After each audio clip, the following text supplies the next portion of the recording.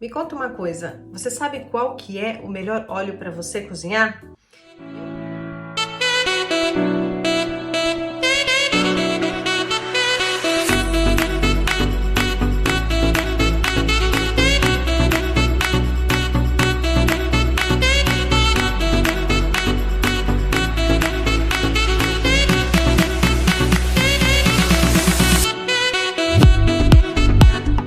Eu preciso te confessar uma coisa aqui, na verdade, né? Até não muito tempo atrás eu também tinha essa dúvida, porque a gente tem uma variedade tão gigante de óleos no mercado, né? Você tem óleos que são que tem mais polifenóis, óleos que tem mais antioxidantes XYZ, óleos que têm vitaminas, óleos que são bons para regulação hormonal. Você tem uma variedade incrível, mas como se você, na verdade, é do meu time, né? Que eu sempre falo assim, que de quem quer comer saudável, mas quem quer simplificar a vida, quem não quer, na verdade, digamos assim, dificultar, né? E pegar em detalhes específicos que, na verdade, não produzem tanto resultado, né? Quando você precisa realmente do básico.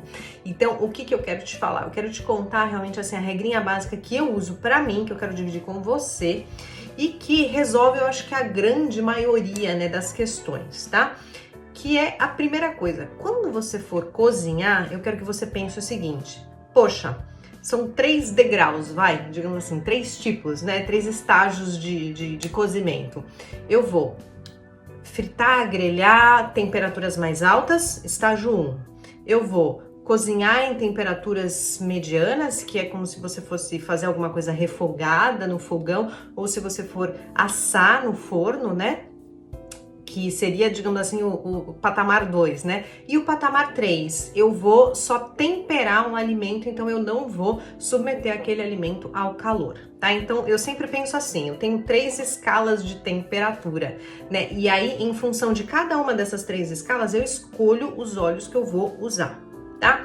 E por que eu quero te explicar isso? Só para você saber, todos os óleos, eles têm um item super importante que chama-se ponto de fumaça. E o que é o ponto de fumaça? Ponto de fumaça nada mais é do que a temperatura limite, né, que determinado óleo tem, que abaixo daquela temperatura ele se mantém estável, né? E ele não se desnatura. E acima daquela temperatura é a temperatura em que ele começa a esfumaçar, ele começa, na verdade, a se desnaturar e ele começa a produzir substâncias que não são boas para você. Então eu quero sempre que você pense, esqueceu aquela panela no fogo, aquele óleo começou a esquentar muito, a esfumaçar, aquele azeite começou a virar fumaça, gente, joga fora, né? Limpa a panela e começa de novo, porque ali você já tá realmente assim, já é um óleo desnaturado que tá produzindo, que já produziu nas substâncias que não serão boas para você, tá bom?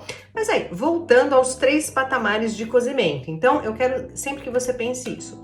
Se eu vou submeter a temperaturas mais altas, eu vou grelhar, eu vou fritar alguma coisa, eu tenho 3 opções, você tem várias outras opções, tá? Mas eu gosto de 3 opções que eu acho que são as mais fáceis de serem encontradas e que eu tenho sempre à mão, e aí eu escolho, né, de acordo qual delas que combina mais com o tipo de alimento que eu tô preparando, que é a manteiga ghee, que é o óleo de avocado, né, e que é o óleo de coco. Então, estes 3 óleos, eles aguentam bem temperaturas mais altas.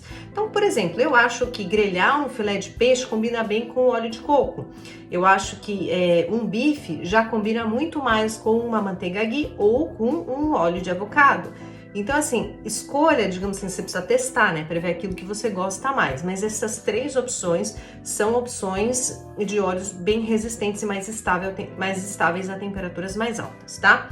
Vamos para o patamar do meio, né, que seria para você refogar no fogão, né, uma comida, uma carne, um vegetal, o que seja, e você assar, né, no forno. Você não vai tostar, hein? Você vai assar literalmente uma carne, né, uma raiz, um vegetal. Então, assim, para mim, o que não tem nem discussão é o azeite de oliva. E mesmo o azeite de oliva extra virgem, ele consegue resistir sim, não tem problema, tá? Então, é como se fosse assim, esse é um dos meus queridinhos, né, que eu uso realmente quase que para tudo que eu cozinho, tá? Então, o azeite de oliva vai para o forno e vai para você refogar, para você cozinhar no fogão normalmente, tá?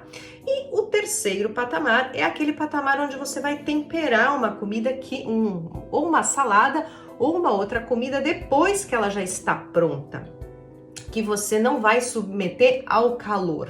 E aí você pode escolher outros óleos, né, que são, digamos assim, mais excêntricos, que têm outras propriedades. Por exemplo, de linhaça, ele já tem um sabor bem mais forte, bem mais acentuado, mas ele tem propriedades super interessantes para regulação hormonal.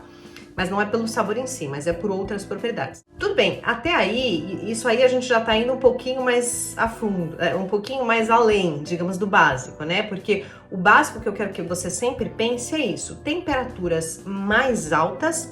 Vai com um desses três, você tem outras opções, mas vai com um desses três: manteiga ghee, avocado ou óleo de coco. Vê qual que você gosta mais, qual que combina. Se você for cozinhar em temperaturas normais, no fogão ou no forno, vai de azeite de oliva, que você vai se dar super bem. E aí, se você não for submeter a calor, aí você pode explorar um pouquinho mais outras opções, tá bom? Eu acho que isso é o básico para você praticar no seu dia a dia, útil, prático, fácil, entendeu?